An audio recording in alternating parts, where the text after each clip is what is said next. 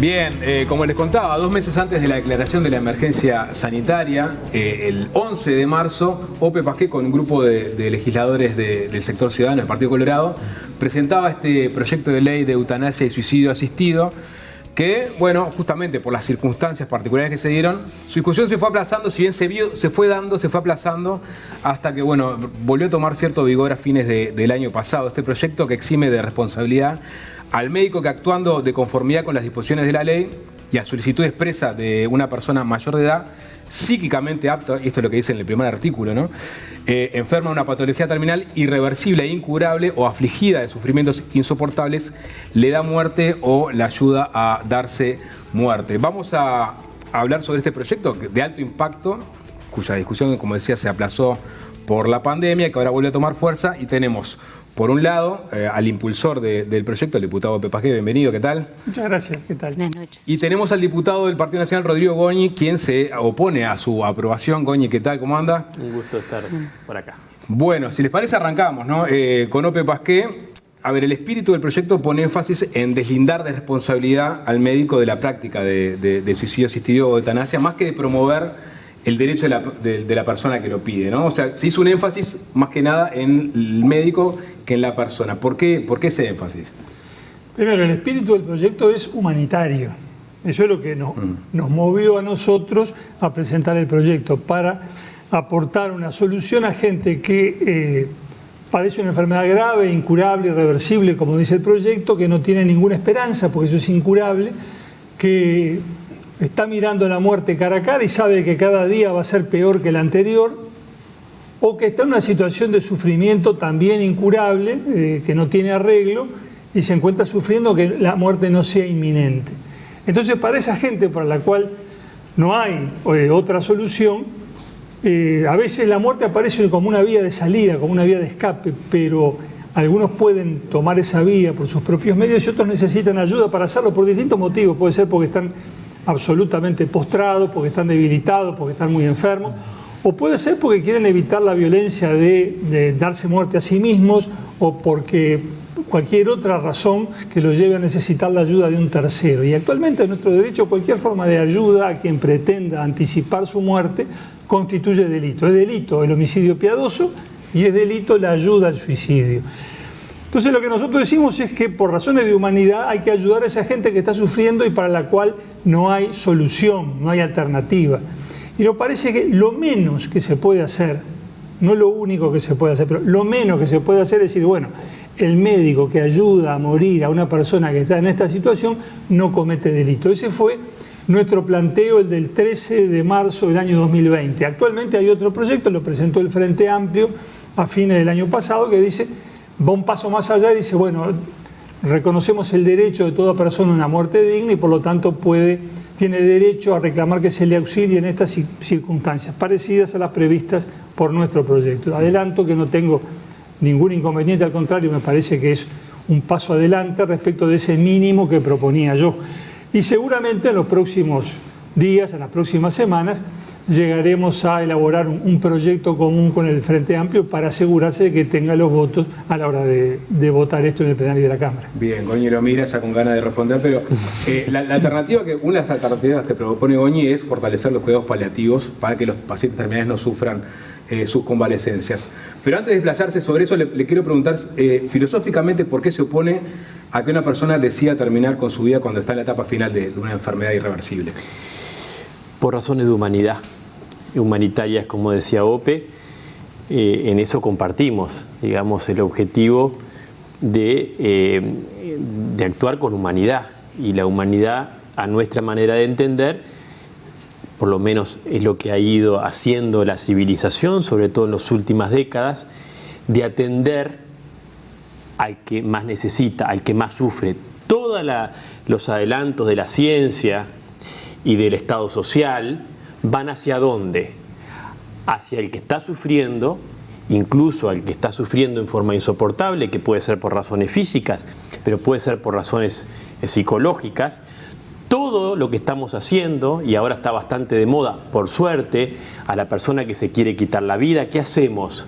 Cada vez estamos metiendo más, por suerte, instrumentos para que esa persona, con su autonomía o con su autonomía condicionada quiere quitarse la vida, la sociedad y los entornos familiares, con los amigos lo hacemos o con cualquier conocido, tratamos de atender ese sufrimiento, porque la persona que se quiere quitar la vida tiene un sufrimiento, y evitar que se quite la vida. ¿Por qué? Porque quizás Ope cree en otra vida, pero la vida terrenal es la única que, digamos, tenemos hasta ahora, por lo menos como la conocemos. Entonces, si te la quitas, te quedás sin vida. Y si te quedás sin vida, por lo menos derechos de libertad, todos los derechos humanos se basan sobre la existencia del derecho a la vida.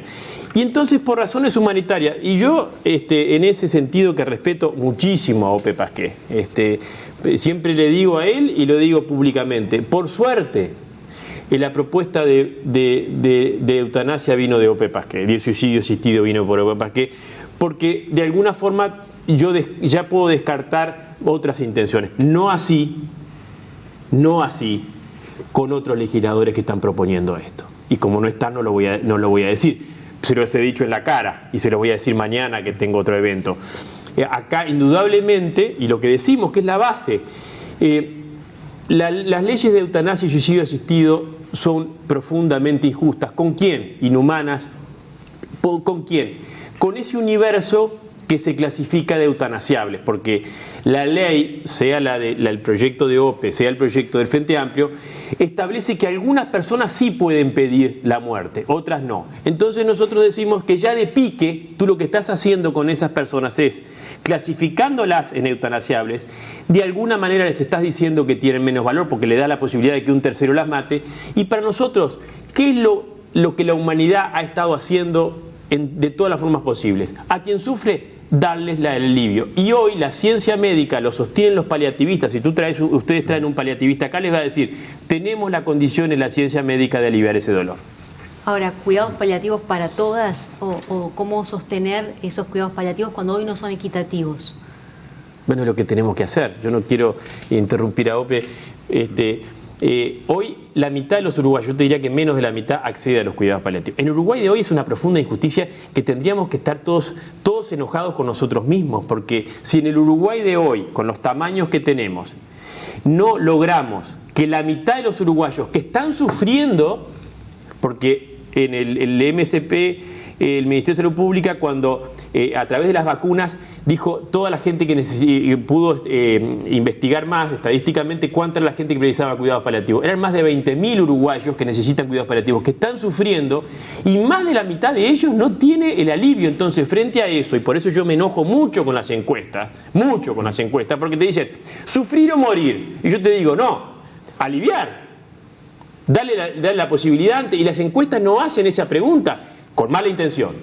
Las encuestas están manipuladas y con mala intención no preguntan y no le dicen al ciudadano, mire, porque a muchos desconocen, hoy la ciencia médica tiene la posibilidad de aliviar el dolor. Y eso es lo que lamentablemente no está sucediendo hoy, ni en Uruguay ni en el mundo, y es hacia donde nosotros creemos que debe ponerse de la energía. La ley de eutanasia, en todos los países donde se aplica, frena los cuidados paliativos, por eso nosotros creemos que todas las energías tienen que estar hacia ahí. Pasqué, a ver, pues dijimos muchas cosas, Goñi. Sobre todo vinculados a gente que en verdad hay que prolongar la vida o dejarla vivir, capaz que esa gente no quiere vivir, justamente eso es lo que se contempla el proyecto. Partamos del principio, la eutanasia es voluntaria. Si no es voluntaria, no es eutanasia, es homicidio. La eutanasia es voluntaria. Parte de la base de la voluntad de una persona adulta en su sano juicio, que en la circunstancia en que se encuentra dice, yo prefiero morir antes que seguir viviendo como estoy viviendo, antes que seguir sufriendo como estoy sufriendo. Ahora bien, se dice, hay cuidados paliativos para esa persona, pero estamos todos a favor de los cuidados paliativos. ¿Quién puede estar en contra? ¿Qué motivo puede haber para estar en contra de los cuidados paliativos? No hay ninguno. Estamos a favor de los cuidados paliativos. Ahora, ocurre que la experiencia demuestra, los hechos demuestran que hay gente que después de haber pasado por cuidados paliativos pide la eutanasia. Hay cifras de Oregón, en un estado de los Estados Unidos de América, de Bélgica y de Nueva Zelanda, que dice que un porcentaje abrumadoramente mayoritario de quienes finalmente piden la eutanasia pasaron antes por los cuidados paliativos. Y hay casos individuales notorios. Recientemente, ustedes lo habrán leído, la señora Ana Estrada, en Perú, donde no hay ley de eutanasia, planteó una acción de amparo ante la justicia peruana pidiendo que en su caso no se aplicara el artículo del Código Penal peruano que castiga lo que nosotros llamamos el homicidio piadoso. Y la Corte le dio la razón, acogió su planteo. Y en su demanda de amparo, esta señora explicaba que tiene hoy 45 años, o tenía el año pasado cuando salió la sentencia, 45 años, desde los 14 o 15 está sufriendo una enfermedad degenerativa, ha pasado por todo, por lo que un ser humano puede pasar, y ella misma dice, he tenido cuidados paliativos 7 días a la semana, 24 horas por día, y eso es parte de mi hartazgo, no quiero estar dependiendo de otra persona 24 horas y necesitar ayuda de terceros para hacer todas las cosas que hay que hacer en la vida, desde alimentarse, asearse, moverse, vestirse. Estoy harta, lo dice Ana Estrada, con nombre y apellido, y hay muchos otros casos, digamos, que podríamos mencionar. Porque hay un momento en que los cuidados paliativos a la persona no le sirven. Dice, estoy cansado, sé que no tengo esperanza, que este es un dato muy importante, porque si hubiera una luz al final del túnel, todo cambia. Pero si no la hay y la persona está harta, yo digo, respetemos su voluntad, no la sustituyamos, porque insisto, esto es voluntario o no es. Pero si la persona en estas circunstancias, que hay que señalar con precisión, porque no es tampoco la eutanasia para cualquiera, ¿no? Me peleé con mi novia, entonces estoy triste y pido eutanasia. No. Son las circunstancias indicadas en la ley, diagnosticadas por 2 médicos absolutamente independientes uno del otro, que hablen de la enfermedad en etapa terminal, incurable, irreversible, etc. Entonces, en ese caso sí, la alternativa tiene que estar a disposición de esa persona. Y yo digo, ¿cuál ha sido el problema con los cuidados paliativos? Que no llegan a todos a quienes deberían llegar. ¿La falta de una ley? No, porque hay un amparo legal desde hace años y porque además en el Uruguay la ley vigente, de la ley orgánica del Ministerio de Salud Pública del año 34, dice que es el Ministerio de Salud Pública el que regula y esto está habilitado hace mucho tiempo. Lo que ha faltado, y falta hasta hoy, son fondos para que por ejemplo, ofrezca los cuidados paliativos en todo el país, desde el primer rincón del territorio nacional hasta el último. Entonces, mientras eso no llega, porque sabemos que no hay fondos para todo, que la circunstancia fiscal es difícil, esa realidad no la desconoce nadie. Digo, mientras los cuidados paliativos no llegan, y no sabemos cuánto puede demorar en llegar a todos, el mensaje va a ser, no tenés cuidados paliativos y tampoco tendrás eutanasia, o sea, seguís sufriendo hasta el final. Goña, antes de responder eso, ahí está la diferencia. Pero una preguntita, Sí, a la persona desahuciada en su etapa terminal, ¿por qué obligarla a prolongar su vida? Yo no lo obliga a nadie. Nosotros ahí, cada uno hace con su vida lo que quiere. Lo que la ley de eutanasia y suicidio asistido hace es involucrar a un tercero, en este caso los médicos. Obliga a los médicos a matar, a dar muerte. Obliga, Rodrigo. Bueno, en el fondo, cuando tú estás generando, porque tú me acabas de decir que estás integrando el proyecto con el Frente Amplio. El Frente Amplio lo pone como derecho, y cuando hay un derecho tiene que haber un deber, si no, ese derecho es un derecho de papel. Y hay objeción de conciencia también. La objeción de conciencia, digamos que todo. Esta ley, lo que genera, lo que ha generado en el mundo, primero es un aumento, es una ley que crea demanda, es un aumento de casos de 4,5%, 5% en todos los países donde se aplica. Es decir, nosotros tenemos que saber, y es la advertencia que nosotros queremos hacer, que en Uruguay vamos a tener más de 1.000 casos de eutanasia. Hoy son unos pocos los que los piden. Vamos a tener más de 1.000 casos de eutanasia por año. Va a ser la muerte. ¿Ese dato en base a qué? En todos los países que se aplica la eutanasia, y el otro día trajimos con otra cantidad de gente un experto holandés que ha revisado desde el gobierno holandés lo que ha pasado en Holanda. En Holanda, por decir un caso, pero puede ir a cualquier otro caso, es que hay eutanasia y suicidio asistido. Porque también en otros casos, solamente el suicidio asistido, no se dan esos porcentajes. Pero es el 4,5% de las muertes. En Uruguay mueren 30.000 personas, estaríamos hablando de 1.000 y pico. ¿Pero por qué se da eso?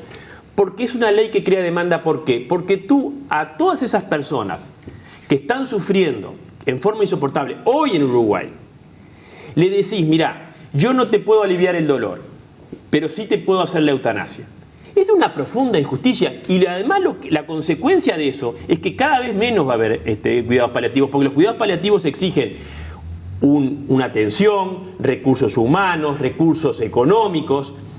Los incentivos muchas veces, y no seamos ingenuos, porque pasa en todo el mundo, van a estar a terminar un tratamiento que puede ser muy costoso por mucho tiempo, terminémoslo cuanto antes. No estoy diciendo cosas que no pasen en el resto del mundo. Entonces, ¿qué decimos nosotros? ¿Qué es lo más humano? Y lo único que el Estado puede autorizar es, no solo autorizar, facilitar el alivio del dolor. Y si el alivio del dolor está que los paliativistas te dicen que está siempre, que es lo que tenemos que hacer todo, buscar por todas, porque yo, el argumento que me decía Ope, yo no lo puedo aceptar. Es decir, mientras no vienen los cuidados paliativos, ¿sufrís en forma insoportable o te doy la eutanasia? No, yo tengo que hacer todo lo posible para aliviar el dolor. Esa es la humanidad. Si se deja abierta la puerta de la eutanasia o suicidio asistido, entonces ahí se dan una cantidad de factores para que incluso la propia persona pida una eutanasia porque no tiene el alivio del dolor. Me parece que eso es tremendamente injusto. Empecemos por decir lo siguiente. En este país nunca se habló tanto de cuidados paliativos como desde el momento en que nosotros presentamos el proyecto de ley de eutanasia. Hasta ese momento, ustedes, periodistas, seguramente no oyeron reclamar nunca en el ámbito legislativo ni en ningún otro la extensión de los cuidados paliativos. Y asistimos a una efervescencia en pro de los cuidados paliativos a partir del momento en que presentamos el proyecto de ley de eutanasia. O sea que ese efecto benéfico a favor de los cuidados paliativos nos lo tienen que reconocer. Yo te lo he reconocido públicamente. Bueno, yo digo públicamente, como lo he dicho en el Parlamento y en ese sentido he votado, que estoy a favor de los cuidados paliativos. Y si mañana en la rendición de cuentas el Poder Ejecutivo dice que va a ser un gran sacrificio fiscal para fortalecer los cuidados paliativos en ACE, desde ya comprometo mi voto. Estamos todos, ¿quién puede estar en contra de eso? Pero insisto, hay situaciones en las cuales la persona dice, no quiero seguir con los cuidados paliativos. Quiero terminar esta situación que me aflige, que yo siento que me degrada, que me humilla, que me hace padecer física y moralmente, quiero terminarla acá. Y yo digo, un adulto en su sano juicio es dueño de su vida y de su muerte y tiene derecho a elegir el momento y la manera en que deja de existir y deja de sufrir. Me parece que ese es el punto. ¿La persona tiene derecho o no tiene derecho? Ahora, si me dicen, no, bueno, pero de 10 casos, de 100 casos, de 1000 casos, solamente uno va a optar por ese camino, pues muy bien, que sea solamente uno en 1.000.000, pero a ese uno, y vemos que hay unos de ese tipo en todo el mundo que están reclamando esa posibilidad y ese derecho, reconozcámoselo y reconozcamos ese espacio de libertad, porque la libertad, que yo creo que es atributo esencial de la dignidad del hombre, no es solo libertad para comprar y vender, para consumir lo que yo quiero, para irme de vacaciones, es libertad también para, en las situaciones límite de las que se refiere este proyecto, es decir, hasta acá llegué, no quiero seguir más. Y quiero irme de este mundo por un acto de voluntad consciente y libre. No quiero que me saquen de ambiente, me dejen inconsciente y ser una planta que otros cuidan hasta que un tumor de repente produce su efecto.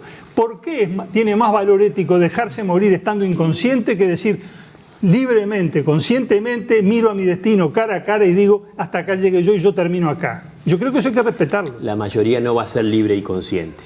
¿Por qué? ¿Por qué? Porque ese número, hoy no hay 1.200 uruguayos que quieran la eutanasia. ¿Pero porque es ilegal o porque no? No, porque hoy los esfuerzos... Mira, yo fui a recorrer las unidades de cuidados paliativos. Fui a la unidad de cuidados paliativos de Maciel, un ejemplo en la región. ¿Y qué me contaba la directora? Que de todos los que vienen, muchos, porque ojo que el deseo de anticipar la muerte y el pedido de eutanasia, en esos, cuando vienen con ese dolor insoportable, es bastante común. Cuando acceden a los cuidados paliativos, ya nadie quiere irse de este mundo, porque lo que la gente quiere es vivir sin sufrimiento. Lo que pasa es que mucha gente no sabe que existe esa posibilidad de alivio. Y acá la que se define por ley es, ¿qué van a hacer los cuerpos médicos? ¿Cuál va a ser la actitud?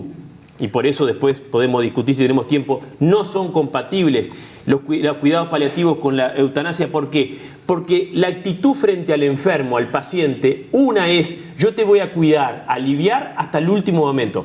Por supuesto que esa persona tuvo la posibilidad de declaración de voluntad anticipada, de no hacerse tratamientos. Nadie le va a obligar a vivir. Nadie, ninguno de nosotros está pensando, por lo menos en lo particular, de obligar a vivir. No, esa persona es libre. Lo que yo no puedo hacer es matarla. Pero es libre, perdón una cosa, es libre hasta que no es libre porque por sus propios medios no puede quitarse la vida, ¿no? Bueno, claro, es lo que dice Stephen Hawking, la observación muchos, que hace. Pero cuando nosotros habilitamos a algunos, también entonces los miles hoy, y van a ver lo que va a ser el aumento de intentos de suicidio en Uruguay en 2021, como en el resto de 2022, como en el 2021, como en el resto del mundo. Estamos en una situación donde el intento de autoeliminación viene creciendo. Si nosotros legalizamos el suicidio asistido, ya lo firmo, se naturaliza, todas las políticas de prevención de suicidio se frenan porque pierden su fuerza, porque ¿por qué a mí sí?